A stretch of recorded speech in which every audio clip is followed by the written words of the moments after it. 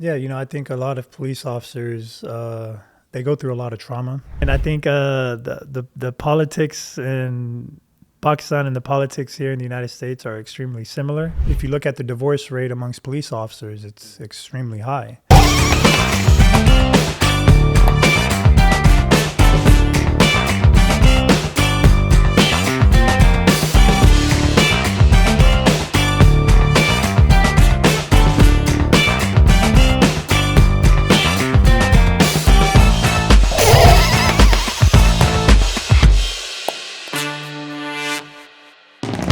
Hello, Assalamu alaikum everyone. This is me, Uzair Hasan, and you are watching the all-new episode of the Sapiens Experience podcast. In today's episode, we are going to have a guest जिनकी journey एक inspiration से कम नहीं रही है. So without any further delay, let's welcome our guest for the evening, Mr. Nabil Shike. Assalamu alaikum, Nabil. How are you? Walaikum salam, Uzair. How are you doing?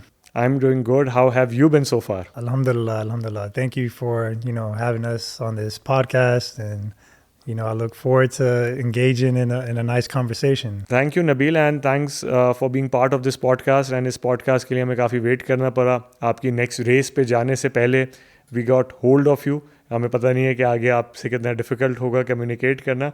But thank you once again. Nabil, सबसे पहले तो for our viewers, because we have some of our viewers living in, of course, USA, लेकिन हमारे पास जो major हमारी audience है, they are living in Pakistan, UK and other parts of the globe. So there's this one thing which I have noticed कि जो Pakistanis हैं when they are living abroad, तो उनके अंदर सबसे पहले तो जब वो एक self actualization के stage पे आ जाते हैं, so there's this one thing they are making their names as well. You have been one of them as well. तो थोड़ा सा ये बताओ कि why law enforcement? Because there are many people out there जो कि जब मूव करते हैं उनका मेन होता है कि या तो वो कोई बिजनेस सेटअप करेंगे या वो कोई गैस स्टेशन बना के खुश हो जाते हैं, या in certain areas I have also seen कि वो कोई एंटरप्रेन्योर टाइप एक लेगेसी लेके चल रहे होते हैं. So what came in your mind कि आपने डिसाइड किया कि मुझे लॉ इन्फोर्समेंट की तरफ आना है? Yeah, it's a very good question. The journey actually starts many years ago, right? Back when I was in high school. I grew up in a very rough side of Houston in A-Leaf at the time, where growing up we saw law enforcement do a bunch of things to especially minorities. So growing up, I didn't like police officers. And I was involved in an incident at school, and it was a deputy constable from the Precinct 5 constable's office that essentially helped change my life, and I got to see a different side of law enforcement. And so after I had got married, I was working in oil and gas, and I actually fell off of a tank about 100 feet, dislocated my shoulder. And at the same time, I had met at then Constable Victor Trevino, who was the constable in Harris County for Precinct 6. And we became good friends, and I talked to him about law enforcement, and decided to go to the police academy. And at first the family was like, no, it's too dangerous, and then I told them, well, I just fell off of a 100-foot tank and could have died falling off of a tank. Okay, so this was my question as well to you, how you actually convinced your family, because the Desi household or the people like us, unke jo parents hote hain, so they are very spectacle about these things. They are very, they keep their kids very pampered. So did they allow you, or या आपको कोई एक special source लगानी पड़ी family को convince करने के लिए? Family convince करने के लिए was, once I put it in perspective about me falling off of the tank, and I could have died falling off of the tank. And as Muslims, we believe that your death is already written, right? So true. If whether I was gonna die falling off of a tank, or if I'm gonna die as a police officer, if you're gonna die in your sleep, that's not in our hands. That's in the hands of Allah. And so when we started putting it into that perspective, it became easier for the family. And plus, public service runs in the family, runs in our bloodline, going all the way back to Pakistan, and the family members that I've had in government and everything in Pakistan. Okay, Nabil. So tell us about your title, being the first Muslim police officer. इस title के बारे में थोड़ा सा बताओ, क्योंकि what I have seen कि after you becoming the constable, there were many people, not in USA, in other parts of like Europe as well in some of the countries. In fact, I can name few as well कि वो इस field में आए. Usually हमें इस तरह लोग नज़र नहीं आते थे जो कि इन पोजीशंस के ऊपर थे. So you wanted that title, पहले से पता था तुम्हें कि I am actually going to be the first Muslim, या बाद में जब रिसर्च हुई तो तुमने देखा कि ये वाली चीज़ हो रही है? When you looked at that race for constable, that journey also goes back many years prior to me running for that election. I got to see some of the systemic racism, not only that's in law enforcement, not only towards different ethnic groups, but I saw it towards Islam and towards Muslims and how some of the Muslims were being treated. Going to one of our masjids, and at the time, the constable that was elected at the time, me asking him, why don't I see any minorities on his command staff? And his response to me was, I haven't found any qualified minorities. While I was working as a police officer, it was after the Boston bombings. At the time, my little sister wore a hijab, and we were in a roll call setting, and there was a fellow deputy that started talking about what he would do when he approaches a vehicle and he knows the woman or the person to be Muslim. Okay. And he mentioned it being a female. So if she was wearing a hijab, he was going to unholster his gun and he was going to take it out because he didn't know if he was going to walk up to the car and she was going to blow him up. And at the time, I felt that was very racist because my baby sister wore a hijab, right? At times, she would come to my office and she has to pass through that patrol area where that guy patrols to come, let's say, bring me food or something. And so my mindset was, are you going to pull your gun out on my little sister because she's trying to bring your brother in law enforcement food because she's wearing a hijab? And so when I started seeing things like that actually happen in law enforcement, it's what kind of fueled my run to want to run for constable. We didn't know that we were going to be the first Muslim, to answer your question. But as we started the journey and we started doing research, and started the realization that, hey, we're going to be the first Muslim ever elected in this country into that position, and what it did to our community. And alhamdulillah, there was a lot of doubters in 2020. They didn't think we were going to be able to flip a Republican precinct at the time who was dominated by basically a 16-year regime, and then them giving it to their successor and us being able to come in and defeat them. And so, alhamdulillah, after our victory, you started seeing a change, not only here in our region, but all across the country, where you started seeing Muslims and Pakistanis and South Asians in general, start getting promoted in law enforcement to positions of power. Just in the Houston area, we promoted an assistant chief at the Houston Police Department. That happens to be Muslim. Out here in Fort Bend County, for the first time, we've helped get a captain appointed into the sheriff's office for the first time. You look at just deputies in general in Fort Bend, there wasn't many Muslims patrolling the streets in Fort Bend, even though Fort Bend County and my district at the time, my precinct at the time, was heavily populated by Muslims. And they didn't have any representation patrolling the streets. Okay, but Nabil, there's a question over here कि what were some of the steps you took in order to convince the people in your district कि वो बिल्कुल एक side change करें, in fact एक पूरी political party change करके Republican से हट के डेमोक्रेट्स को वोट करें?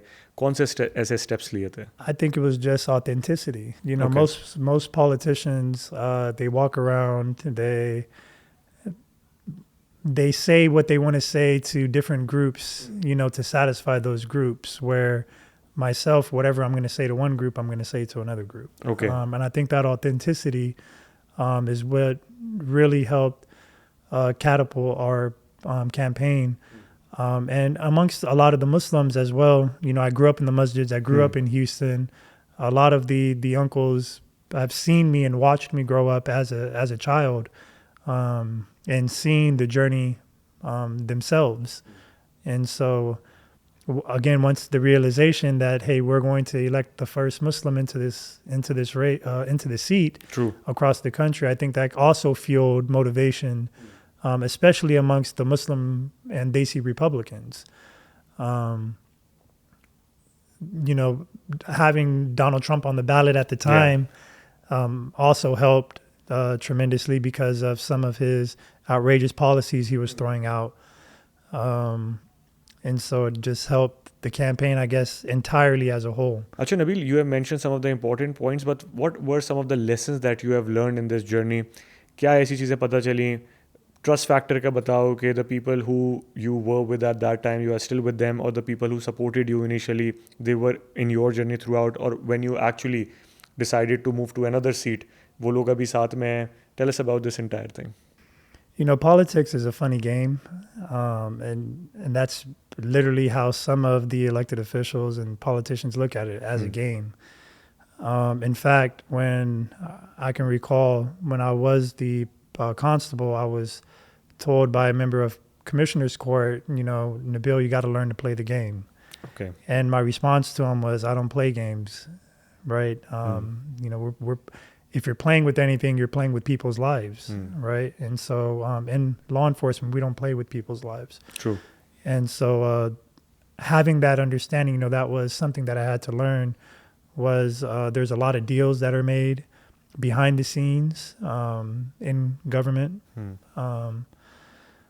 Not everything is as what it appears to be. And it's a challenge, especially being the first Muslim. And being able to create the buzz that we were able to create, and then a lot of the envy and the jealousy that comes from even within our own party. Okay. It happens. And so when you look at... You thought you always have to be ahead of your game in order to convince the people in your party? या तुम्हें लगता था कि अब मैं बन गया हूँ तो अब basically मुझे इतना कोई ज़रूरत नहीं है काम करने की? I think, again, as... minorities in general, right? Minorities have to work twice as hard in order to be successful, I would say. But you throw in the fact that you're Muslim, you got to work 3-4 times as hard. Okay. And no matter, sometimes some of the things that we would do, somebody else can do something less than us, but they would get highlighted a lot more. Absolutely. And it's very unfortunate that we still live in that kind of society. To give you an example, October 7th, right? A lot of the elected officials, when I started speaking out against it, they were scared. They didn't want me to write a statement. They didn't want me to really get involved. Oh, you're just, the constable. What is the constable going to be able to do? And alhamdulillah, we took a leap of faith and, wrote a letter to President Joe Biden at the time demanding a ceasefire, one of the first in the country, definitely one of the first in our region. And it was very scary. Was told not to do it from my own political party. And we did it anyways because it was the right thing to do. And alhamdulillah, you started seeing other elected officials, and it garnered a lot of support. And, here we are almost 2 years later, and some of those elected officials still talk about it, but the majority of them don't talk about it no more. And I think, that also has to play because I'm not in that seat anymore. So they don't look at it like, okay, he doesn't have that strong of a voice. But inshallah, on March 3rd, they'll find out how strong of a voice we have. Achha Nabil, let's talk about the difficult days of your job. We know that everyone knows absolutely कि जो law enforcement के लोग होते हैं, they have to sacrifice their lives as well. They have to sacrifice their personal time, the me time job के ऊपर भी. So was it difficult for you as well initially? Because I've seen कि you are quite out there as well. You have good friends, you hang out as well, you have a social life. So initially, was it difficult to maintain both? Law enforcement is very unique because it's a 24-hour a day, 7-day profession. True. So you can get called in at any given time. So I have times where it does interfere with some of the social life. It interferes with your private life as well. Does it affect your private life as well? Oh, 100%. if you look at the divorce rate amongst police officers, it's extremely high. It's just the amount of time that you're away from the family. And so in the start of my law enforcement career, I would work 80, 100 hours. I mean, I didn't really want my ex-wife at the time to really work. So here I am working all these hours, working these side jobs, doing everything that I have to do because police officers, unfortunately, are underpaid in America for the job that we have to do. And so, that interferes a little bit.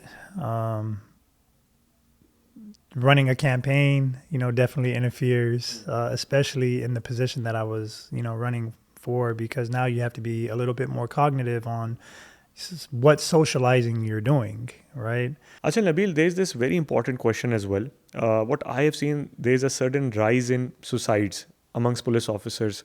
Of course, I know कि बहुत ही एक tedious job भी है, लेकिन what do you think? What is the main reason कि जो officers are knowing the fact they are knowledgeable, they are literate as well, they are doing their duty.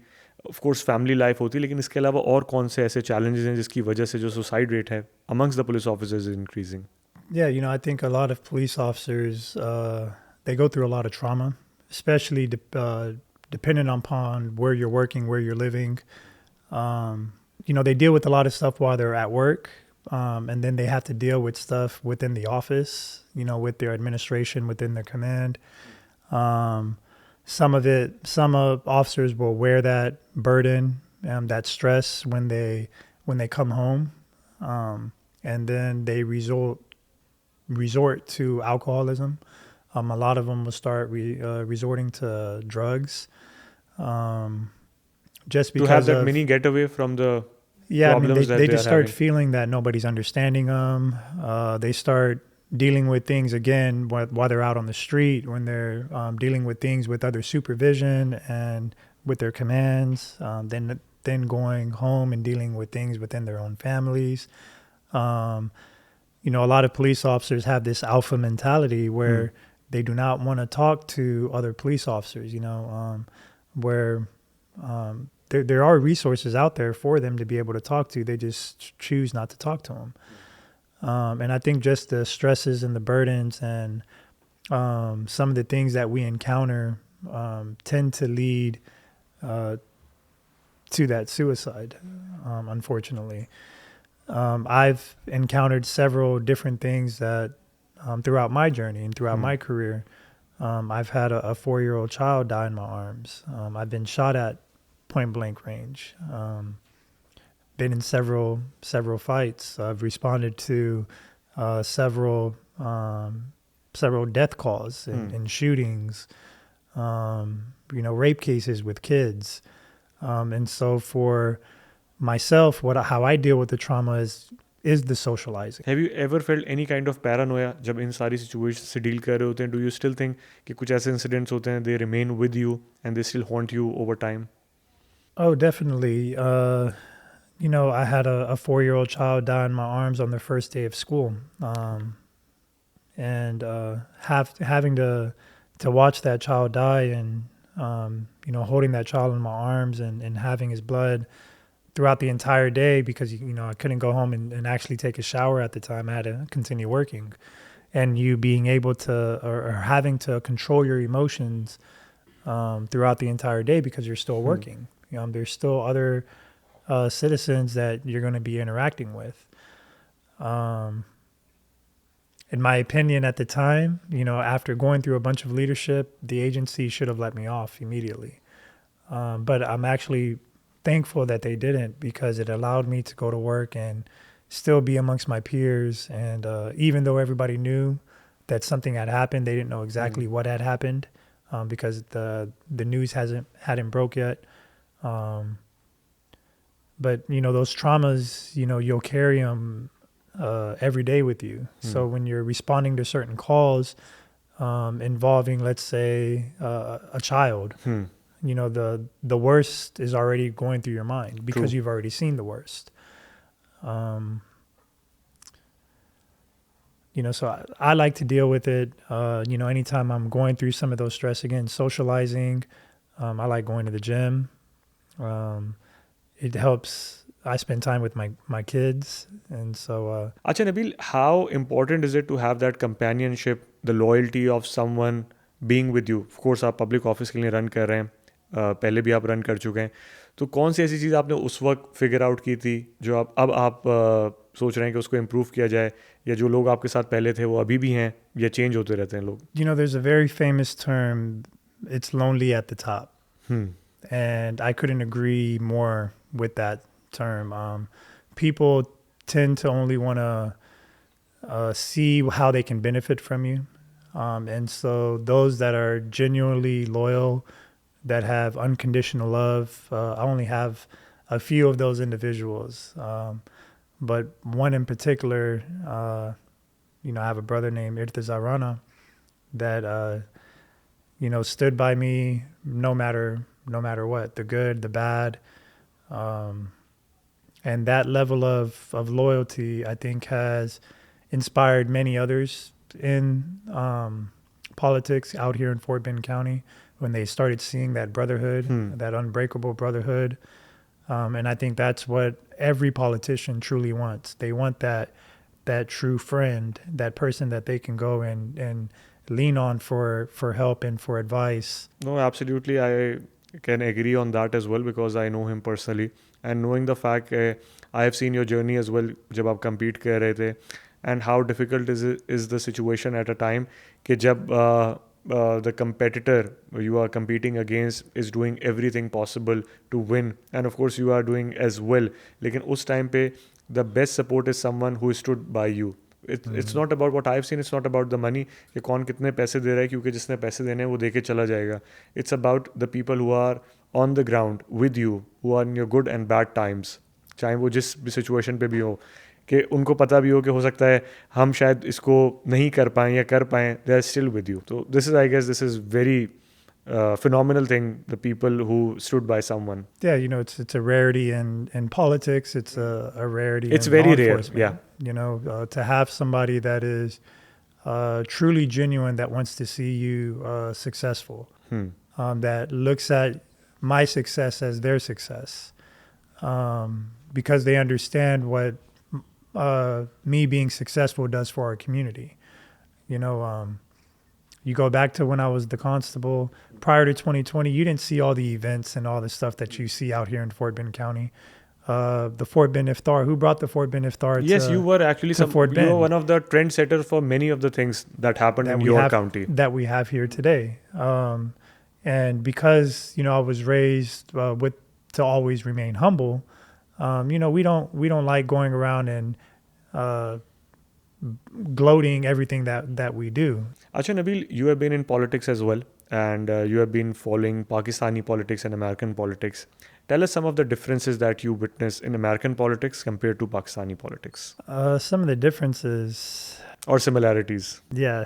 So, again, I think the politics in Pakistan and the politics here in the United States are extremely similar. Okay. Pakistan, it's more in your face. Whereas, and through my experience, here it's more behind the scenes on some of the things that are being done. अच्छा, जिस तरह पाकिस्तान में कोई elected official होता है, जब वो election जीत जाता है तो उसके साथ जो है ना लोगों का एक वो क्राउड आ जाता है, एक जमघट आ जाता है, तो यहाँ पे भी वैसे ही होता है. It's going to be the same no matter what. I think people like following crowds. If you think of herding sheep. Yeah. Right. Somebody that's herding sheep, all they have to do, you know, if you go to, very interesting, you know, when I was in Pakistan, I went to the mountains in Naran and Kalgan, and, you know, just watching some of the men, how they were herding the sheep, because you would see sheep going astray, and then they would get, I guess, one of them to start following, and then they all get back in line and they're all following and they're walking up a mountain. And so it's just very similar to people, right? When you have somebody that's successful, you know, that's in a position of power, somebody that has a lot of wealth or influence, it's like some people just follow just to follow, because, you know, they want to be relevant, they want to be a part of whatever is going on. But you also have people that are genuinely inspired by you. that want to see you successful, that want to be a part of that journey with you. And then you also have those others that just are there just for the show. True. अच्छा Nabil, have you ever experienced something similar with you over here जहाँ पे आपको criticism face करना पड़ रहा हो?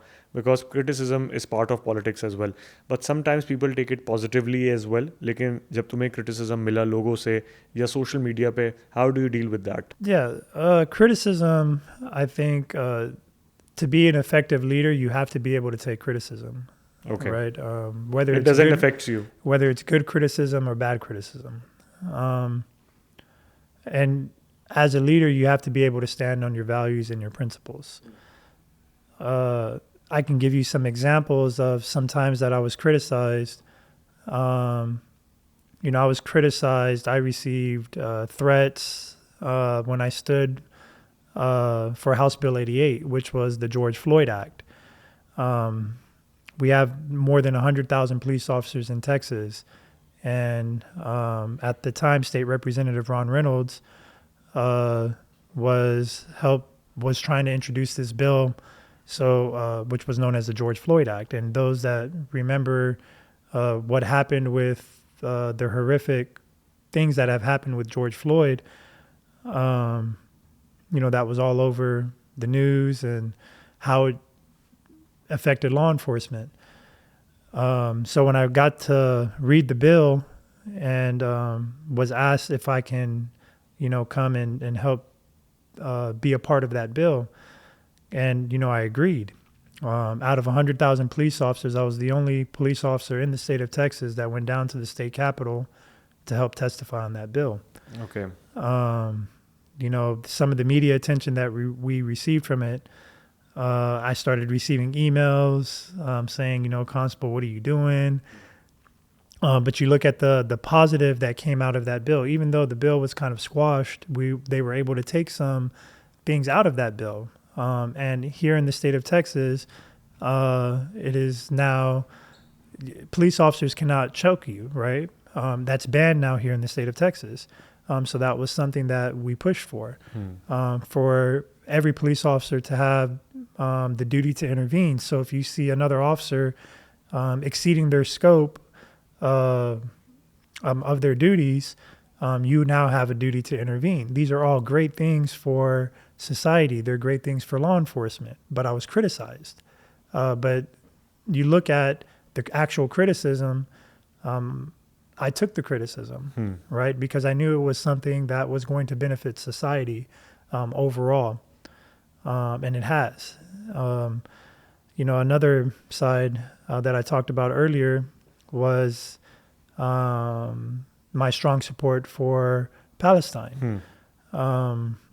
Again, Democrats, Republicans, all the politicians, nobody really wanted to go out and speak for our brothers and sisters in Palestine. And so I was criticized very heavily from members of my own party until they started seeing here in Fort Bend County just how much it was affecting our constituents. And only then is when they started seeing how the response that we were receiving from our community is when they started finally speaking out about it. So I was criticized at first, and then alhamdulillah, they started seeing, I guess, the light at the end of the tunnel and saying, hey, this was actually something beneficial. Acha Nabil, tell us about your transition अब जो होने जा रही है from being a constable to a county judge. इसके पीछे क्या science थी and who motivated you this time कि अब आप मुझे जो है एक step up करना है अपना? So the county judge race, for those that know what happened in the 2024 election, with a lot of the race baiting from the current county judge and at the time the commissioner for Precinct 3 candidate, I was one of their victims in that little scandal that they had going on, allegedly. Okay. And so it definitely hurt us a little bit in our race. And then the challenges that I had to go through as the constable. And at the time, we had the control over Commissioner's Court. You had the 3 Democrats, and I was always told by the county judge at the time that, oh, you have to get approval from one particular commissioner, which was false the entire time because we had the votes already on Commissioner's Court. If you have 3 Democrats, you had your fellow Democrat asking for positions for funding or, the different things. We didn't ask for much. It was little bitty things that we would ask for to help benefit the community. Understanding later on that the current county judge played an integral part of blocking some of the things that we were trying to do to help our community. Okay. You see a lot of the division that the county judge had created through that entire scandal, and how our community was so divided and broken. And so I looked at it as an opportunity to help unite our community and bring us back together.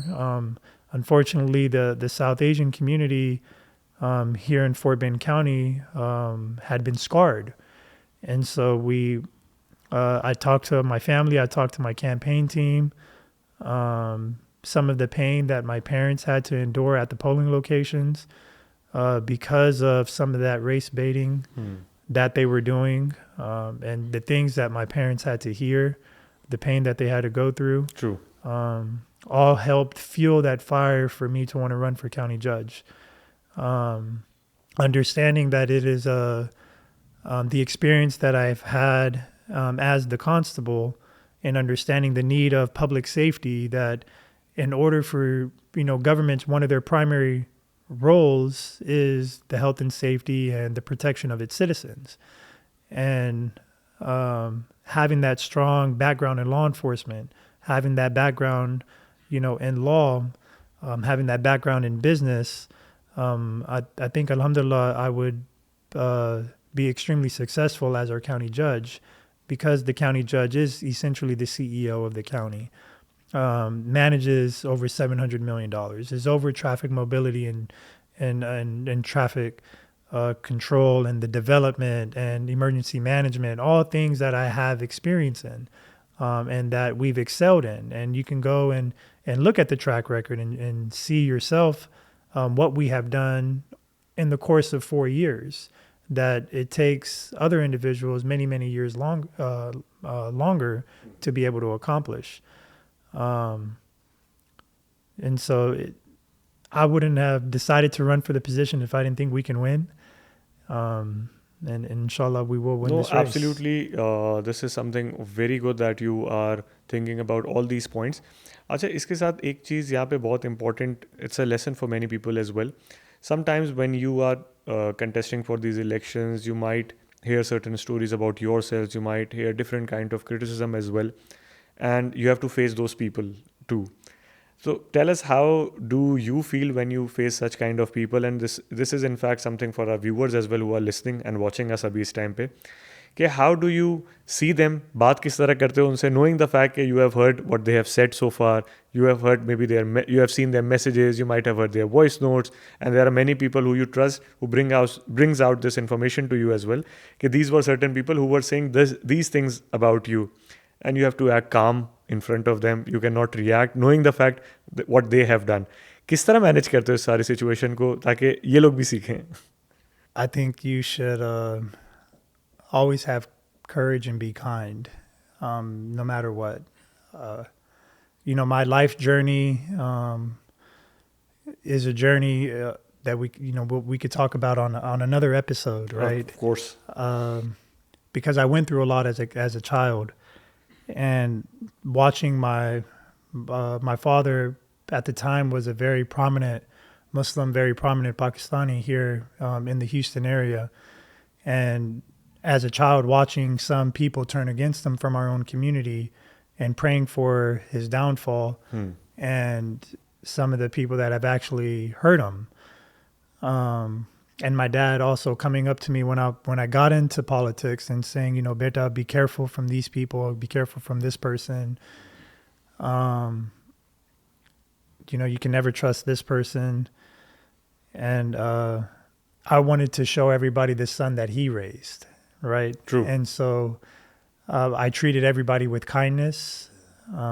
Still today, there's a lot of people that will say one thing to your face and turn around and say another thing, and they tend to forget that Houston, we may be a city of over 6 million people or so in the metroplex, but it's still a very small city, right? It's going to get back to you. Absolutely. Um, And people so don't realize this. I often say to people कि जब कोई इस तरह की बात कर रहा होता है, so they might be very excited or they might be interested in that gossip. But if someone is telling something about someone to you, then they are going to say about you to someone else as well.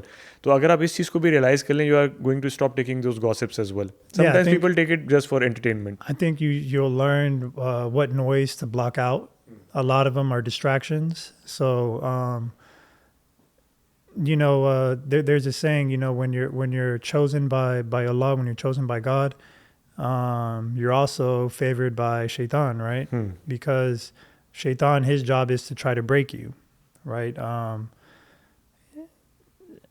And so it's better to just block out some of that noise, right? Don't get baited into some of the things that Shaitan is going to want you to do, right? To go and have confrontational interactions with some of those people. Sometimes it's best to just look at them, let them know that what they are True. saying, and shake their hand, and just keep it moving, right? We have an objective, we have a goal.